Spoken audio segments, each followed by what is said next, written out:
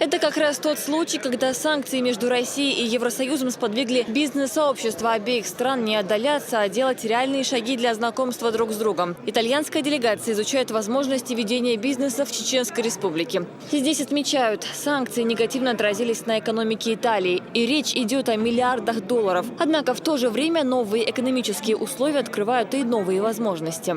Обычный сектор, который Италия знает мира, это мода, мебель и именно еда.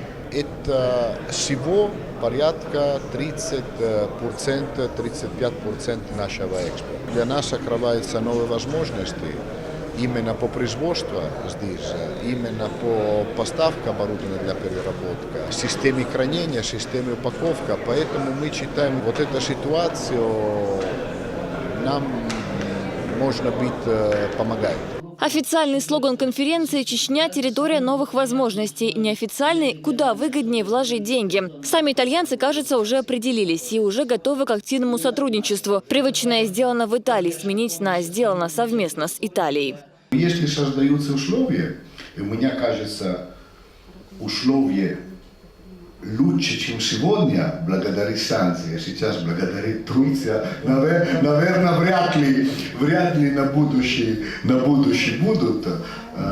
Естественно, наша задача это использовать по максимуму и получить поэтому особенный доход. Киев Адарио представляет крупную итальянскую компанию, которая специализируется на производстве котельного оборудования. В Чечне он впервые, однако, признается, в программе импортозамещения его компания уже готова участвовать совместно с чеченскими коллегами. Поскольку мы изготовители котельного оборудования, мы бы хотели участвовать в проектах в области энергетики.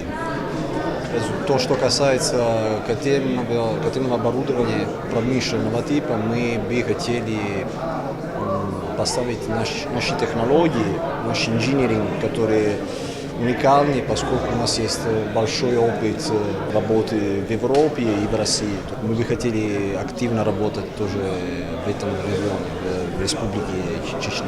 Но пока одни знакомятся с условиями ведения бизнеса, другие уже готовы представить результаты совместного с чеченскими коллегами производства. Витторио Мальдина уже 5 лет сотрудничает с крупнейшим в республике тепличным комплексом «Родина», который работает по итальянской технологии с использованием их же оборудования. Нам республика большой интерес для нас, потому что здесь уникальные условия, климатические условия для выращивания и овощи, и фрукты. Поэтому активно работаем с Родиной сейчас и давно, но надеемся, что на ближайшее время у нас появятся новые партнеры, с кем можно работать так хорошо, как мы работали до сегодняшнего дня с компанией Родина. С открытием комплекса было трудоустроено более 300 человек. За один сезон здесь удается собрать 5000 тонн тепличной продукции, не считая урожая фруктов. Деловое путешествие итальянских бизнесменов по Северному Кавказу продолжится в Дагестане. Уже завтра делегация посетит Махачкалу.